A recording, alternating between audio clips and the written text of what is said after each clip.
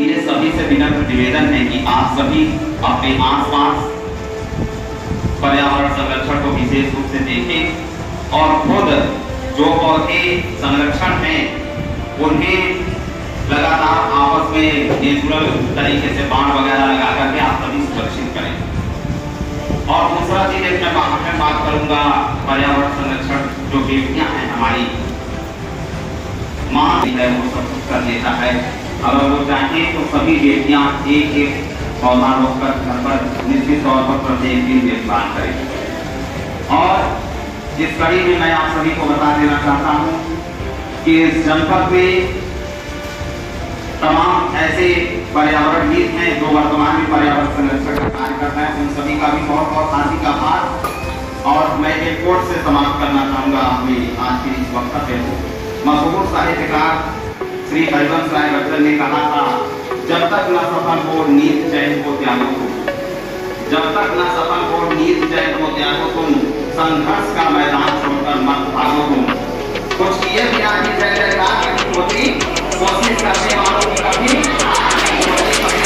And international educational speaker Mr. Pankaj Kumar. Change yourself, be the game changer, clear milestone.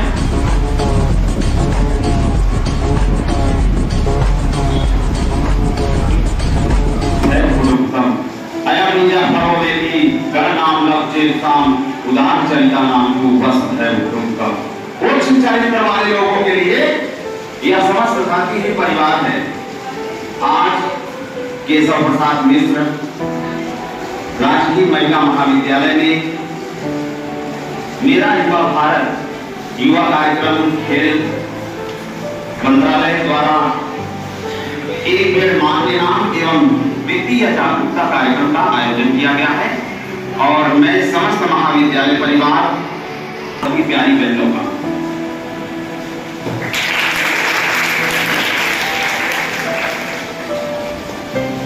मैं जो आज चर्चा करूंगा मुख्य रूप से पर्यावरण विषय के ऊपर। क्या है आप सभी जानते ही हैं, सभी व्यक्तिगत रूप से साधारण तौर पर आप सभी को पता है कि पर्यावरण क्या है। बताएगा कोई? बताइए पर्यावरण। कोई खड़ा होकर के बोले।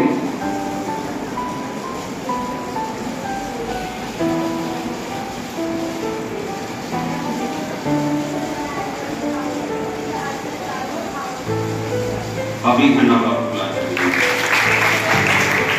really such a great inspiring reply। इन्होंने कहा परिधान आवरण दो शब्दों से मिलकर बना है। परि का मतलब क्या है? चार। आवरण का मतलब ढका हुआ। अब बात करते हैं जलवायु परिवर्तन का वर्तमान में जो हमारे पर्यावरण पर प्रभाव पड़ा है सबसे बड़ा क्या है। जैसा कि आप सभी देख रहे हैं ग्लोबल वार्मिंग, वैश्विक उष्णन बहुत कुछ ही वर्षों में बहुत तेजी से बढ़ा है। वैश्विक उष्णन बढ़ने का सबसे बड़ा सिद्धांत भौतिक विज्ञान के सर है, आप सभी लोगों को डिटेल्स में बताएंगे। तो उस वक्त मैं बताऊं मुख्य रूप से अगर देखा जाए तो really such a great example of the nature is a God। प्रकृति वास्तविक भगवान है। जानता है जीवधारियों का निर्माण हुआ तब हम जो है एक कोष के जीवधारियों का जैसे ही उनका जीवन प्रारंभ हुआ उसके बाद कोष की जीवों का जीवन प्रारंभ हुआ। उस वक्त ग्लोबल वार्मिंग में कार्बन डाइऑक्साइड इतना ज्यादा नहीं था और United Nation environment programme, United Nation पर्यावरण कार्यक्रम की रिपोर्ट है कि स्टार्ट में 220 ppm कार्बन डाइऑक्साइड का स्तर था जो वर्तमान में 440 ppm से ज्यादा हो चुका है। कितनी भयावहता हो सकती है जानते हैं? अगर 440 ppm अगर वर्तमान में जो टेम्परेचर है मात्र पूरे वर्ल्ड का अगर ग्लोबल वार्मिंग 3 से 4 डिग्री सेल्सियस बढ़ता है तो आपकी स्किन जैसे जल उबलता है वैसे मतलब गलनांक बिंदु पर जैसे ही जल उबलेगा ना उसी के अनुसार वैसे ही स्किन उबल जाएगी। आने वाला जो 20 वर्ष है उसके बाद का क्या स्थिति होगा इस धरती के सभी लोगों का, वो अगर हम सभी पर्यावरण को संरक्षण किए तो इसका बहुत बड़ी भयावहता झेलनी पड़ेगी। अभी तक आप सभी ने देखा पर्वतीय क्षेत्रों में, उससे पहले मैं एक कोर्स, ये आंकड़ा झूठा और दावा किताबी है, ये आंकड़ा झूठा और दावा किताबी है। सिर्फ भाइयों में रहने से इसी जनपद का कभी हाल ही में जब वन महोत्सव कार्यक्रम चल रहा था, जिलाधिकारी महोदय ने कहा और वन विभाग द्वारा बताया गया कि 6 लाख पौधे किए गए। वास्तविकता उसमें से 1000 पौधे भी संरक्षण नहीं हुए। क्या सिर्फ इतना है कि हम पर्यावरण के पौधों को पौधरोपण कर करके संरक्षण कर सकते हैं? नहीं, उसका सबसे बड़ा है देखभाल करना, पौधे की उचित तरीके से देखभाल करना। हर नागरिक का यह अधिकार है। हम अपने मौलिक अधिकारों की मांग करते हैं, मौलिक कर्तव्य को पूरा नहीं करते। मौलिक कर्तव्य में हमारा है कि हम सभी अपने झील, तालाब, नदी, वन, इन सभी सार्वजनिक स्थलों का संरक्षण करें। आप मौलिक अधिकारों के साथ साथ मौलिक कर्तव्य का विशेष तौर पर ध्यान रखें, तभी हमारा पर्यावरण वास्तव में संरक्षण रहेगा। और बात अभी मैं पर्वतीय क्षेत्रों की जो कर रहा था, हकीकत क्या है? मैं पूरे भारत में व्याख्यान देता रहता हूं पर्यावरण विषय, मनोविज्ञान विषय पर। तो एक बार मैं जब हिमाचल प्रदेश गया, आप वहां जाइए, देखिए लोगों ने पर्वतों को पूरा, पौधों को काट करके पर्वतों को नंगा कर दिया है, पेड़ पौधे समाप्त कर दिए गए। आज पिछले 5 वर्षों में लगभग 40 से अधिक खतरनाक लैंडस्लाइड हुई है उत्तराखंड के पर्वतीय क्षेत्रों में। भूस्खलन तेजी से बढ़ रहा है।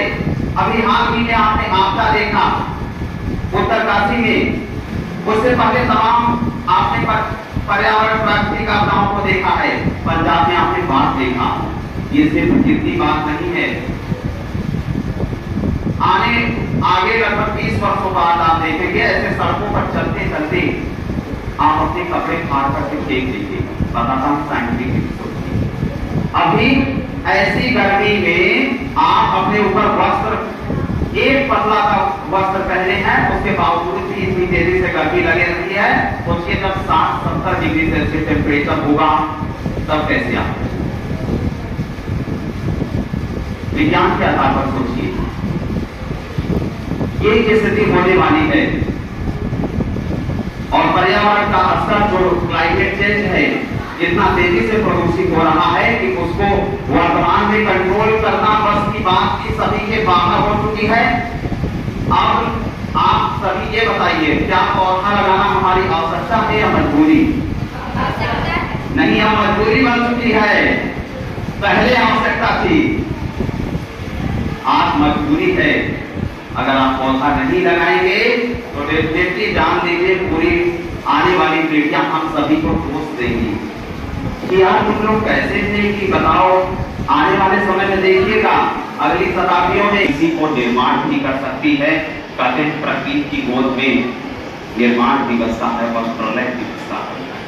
तो हम सभी को पर्यावरण संरक्षण के लिए क्या क्या करना चाहिए, मैं आप सभी को बताता हूं। जैसे अभी आप देख रहे हैं इस पूरे ब्रह्मांड में जैसे के साइंटिस्ट,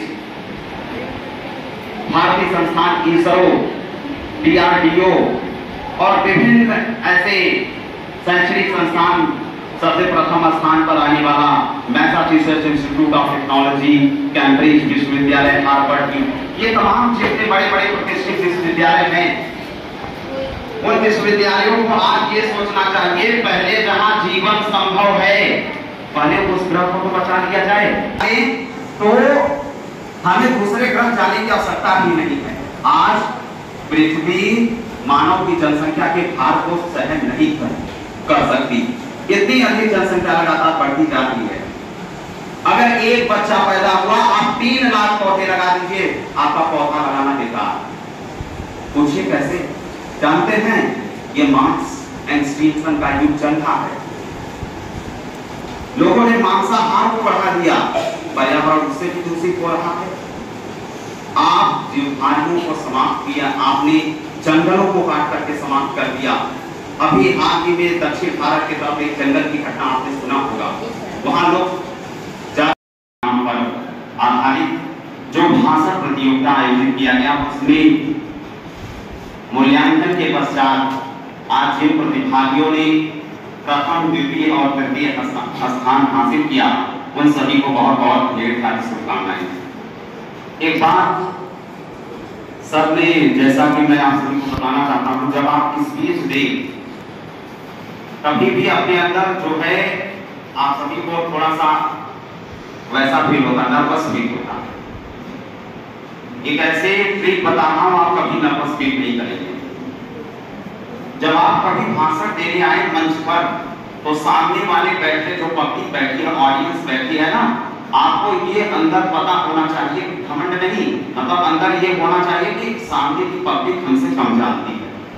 अब उन ऑडियंस को हमें गाइड करना है। इसी पर आधारित एक मशहूर कोर्स इस देश के नहीं बल्कि विश्व के महान वैज्ञानिक अल्बर्ट आइंस्टीन का कथन है, a person who never made a mistake never tried anything new.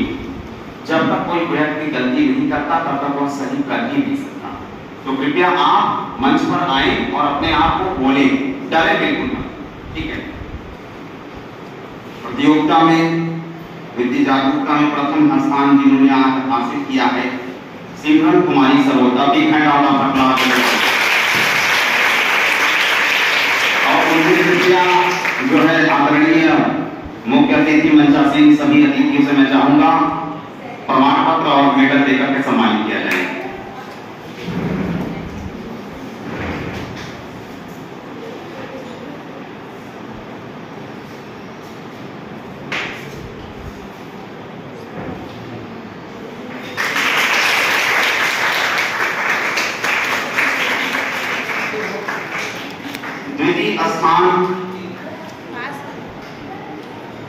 द्वितीय स्थान अंजलि मिश्रा।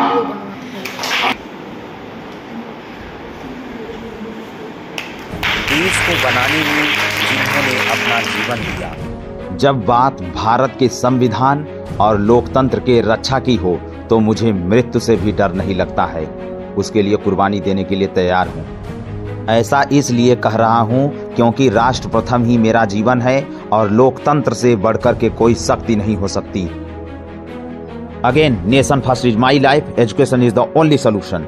आप सभी लोग भारतीय लोकतंत्र को साथ लेकर के शिक्षा के क्षेत्र में लगातार बढ़ते रहिए। देखता हूं कौन क्या उखाड़ता है। उससे पहले लोगों को मुझसे टकराना होगा। Because one positive comment kills millions of negative comments. जय हिंद, जय भारत। मेरा विचार बनकर लाखों लोग के खून में बहेगा और उस खून के हर एक बूंद पर एक ही नाम होगा, सिर्फ पंकज कुमार। जय हिंद, जय Bharat. Powerful people make places.